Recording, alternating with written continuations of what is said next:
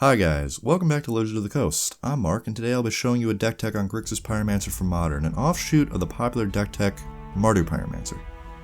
Pyromancer is a deck that wants you to play a variety of powerful instants and sorceries while garnering value off of Young Pyromancer, the centerpiece of the deck, to create a big board presence of elementals, while simultaneously just generating value off your spells such as Ops and Culligan's Commands and whatnot. So why are we playing GRIXIS instead of Mardu? Well, with the banning of Faithless Looting, Mardu Pyromancer has seen a lot of falling out of the meta. It was originally, back in the last couple of years, in the top 12, floating around there, playing with the big decks. However, with the banning, it's dropped between more 25 and 50th in the meta if you look at, say, the MTG Goldfish page. GRIXIS, on the other hand, nowadays, I think is the right play because Young Pyromancer doesn't want to rely as much on the graveyard with all the graveyard hate we have between Ravenous Traps and Leyline of the Voids and Neha Spell Bombs and whatnot. We just want to be playing a lot of spells, getting value off of that, and cantripping in order to just keep a full hand and just keep playing our spells and not worrying about it. Not to mention, blue gives us access to counter spells, which, provides a lot of depth for us since we don't have a lot of threats. So we want to be able to protect those threats and swing our board in and get the win that way. So, let's begin the deck tech. Now, what's our creature base?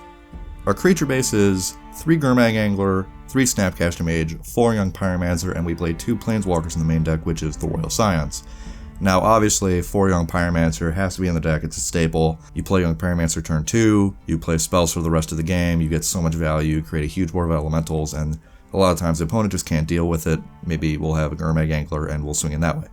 Which moves us on to Gurmag Angler. Gurmag Angler is a fantastic card for this deck because you're going to play a lot of spells, you're going to have a big graveyard with spells that you may not be able to recast. Maybe you'll play 2 Serum Visions, you don't need that for Snapcaster Mage, you can delve those and all your fetch lands and get a Gurmag Angler on board. Usually like turn 3, we're not as fast as GDS with our Thought Scour and Mishra's Bauble and whatnot, but it fits the curve of the deck more than fine. And then, obvious inclusion is 3 Snapcaster Mage. Snapcaster Mage is just a super broken card in Modern.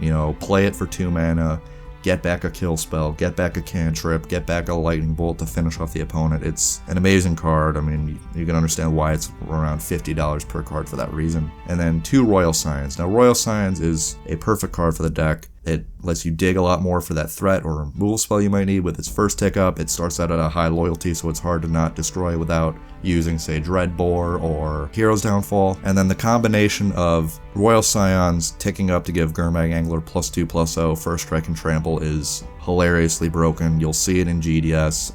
It's in here. It wins so many games. It's a fantastic combination. Now that we've talked about the creature base, let's move on to the spell base and see what kind of powerful spells we're going to be using to get that value off of Young Pyromancer. Let's start out with our cantrips here. Now, the cantrips we'll be playing are 4 Opt, 4 Serum Visions, and 2 Sleight of Hand.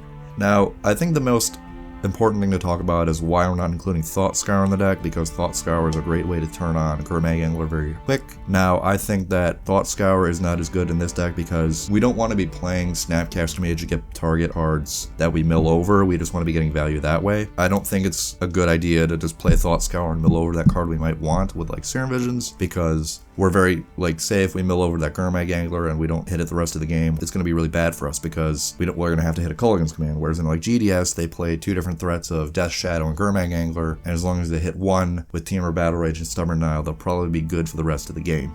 Serum Visions is an obvious include. It's a 1 mana sorcery speed that sets up your next draw steps while also getting you that draw. It's a perfect card to trigger off Young Pyromancer. It's an obvious inclusion. And I included 2 Sleight of Hand over the 2 Thought Scour because we want to be able to hit our main threats immediately. We want to have that Gurmag Angler and hopefully our Royal Scion combination. We want to hit that kill spell versus that cantrip and all that other stuff.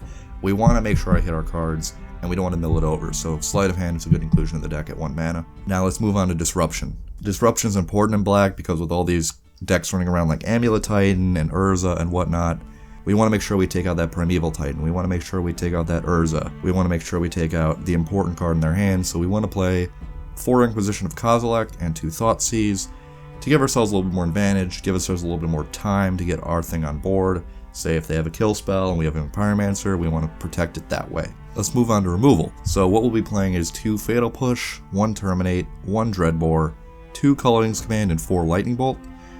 Fatal Push printed Kaladesh was a revelation for the modern format. It's amazingly good. Hits so many things under 4 mana because it's easy to trigger that Revolt with fetch lands and whatever else you play. And because the modern format's so quick, it's known as the turn 3 format. You're probably going to hit every creature that's important to you, minus things like Primeval Titan and whatnot. But that's why we play the Disruption. 1 Terminate, ironically, will hit Primeval Titan and any other big creatures that Fatal Push might not deal with. And at 2 mana, it's not the worst to say you play a Terminate to kill a Tarmogoyf. It's not the worst trade-off. Dreadboard's in there to hit both Planeswalkers and creatures.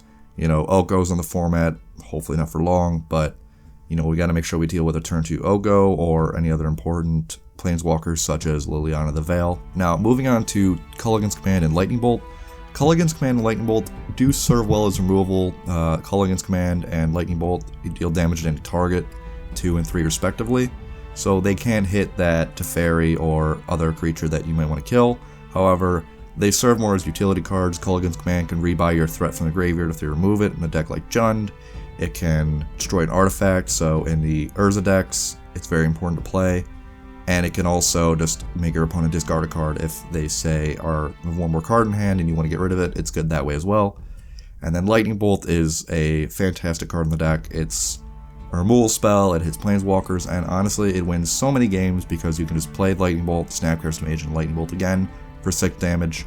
You're going to be swinging with those elementals, you're going to be chipping away to them, and then 6 damage real quick off of Lightning Bolt Snapcaster Mage combo is fantastic. Now, lastly, let's move on to what I think is the most important addition to blue in the deck, which is counter spells. Now, in this deck, we'll be playing 3 Force Negation and 1 Counter Squall. Force Negation, printed in Modern Horizons, has been arguably both amazing and destructive to the format because it's just a 0 mana counter spell in a deck where it's going to play a lot of blue in your deck that just ruins the opponent. They think they'll be able to play that Planeswalker and get away with it. They think they'll be able to play that kill spell on your Gurmag Angler, and then they don't have to worry about it anymore. You play Force Negation, you get an elemental trigger, and you also stop them when they think they're ready to kill the most important thing on your board. It's super destructive. And then Counter Squall, better than Negate because we're playing Dimir in the deck. We have great access to mana in the deck. We're not really worried about playing a generic and a blue for Negate, so Counter Squall, just an upgrade to Negate in our deck, and that 2 damage can matter in the late game. Let's move on to the mana base. Obviously, we're in Modern, so our mana base is including both fetches and shocks. The fetches you're going to want to play in the deck are probably 4 Scalding Tarn, 2 Bloodstained Mire, and 2 Polluted Delta. However, obviously Scalding Tarn is a huge investment, so if you really want to, you could probably mix it around. If you don't have enough Scalding Tarns, you could play a playset of Bloodstained Mire and a playset of Polluted Delta. It's not that huge of a deal, but if you have access to the Scalding Tarns, you're going to want to put them in the deck. The shocks and fast lands we'll be playing in the deck are 3 Steam Vents, 2 Watergrave, 1 Blood Crypt, and 2 Spirebluff Canal. We're going to want to get our mana out pretty quickly, so we don't want to afford playing cards such as Creeping Tar Pit or Wandering Fumarole, so we're going to want to play fast lands, so we play 2 Spirebluff Canal to get our mana out pretty quick without taking that shock damage. The mana base is pretty self-explanatory for shocks. 3 Steam Vents, 2 Watergrave, 1 Blood Crypt. That's your Grixis mana base because we're mainly playing blue spells, and then we're playing a lot of black spells as well. And then the basics in the deck, we'll be playing 2 Island, 1 Mountain, and 1 Swamp. We don't want to have to deal with things like Blood Moon, so we want to make sure that if we run into Ponza or Blood Moon, we have the basics available to us. Moving on to the sideboard. In the sideboard, we'll be playing cards like Dreadbore and Terminate for removal against decks like Jund, or any other problematic creatures like Lyra Dawnbringer, or your planeswalkers like Teferi, Hero of Dominaria, because Fatal Push isn't going to cut it in those kind of matchups. We'll be playing 2 Hercule's Recall and 1 Abrade against artifact decks. Artifact decks are all over the meta, Oko and Simic Urza or Sultai Urza or any other combination of Urza with Paradoxical Outcome is very popular in the format right now, so you're going to want to have a lot of artifact removal, and arguably I think Hercule's Recall is better in the deck because with the amount of artifacts you'll run into with a board of, say, an Engineered Explosives and Welding Jars and whatever, Hercule's Recall will be very important versus, say, if you want to abrade a Thopter Foundry and they have a Welding Jar on board, you're kind of out of luck. Hercule's Recall can steal games for you. We'll be playing 2 Alpine Moon for decks like Valakut and Tron. Valakut in these Primeval Titan decks is killer. It's such a consistent and reliable deck. It will always hit their Primeval Titan pretty much on turn 4, so you're going to want to have the Alpine Moon so you don't just get blown out. And then Tron has been a staple in the format for the last what seems like 500 years. You need something to answer it, so Alpine Moon will take out that Urza's Tower, so you don't have to worry about getting their Wormcoil Engine or their Karn Liberated out by turn 3.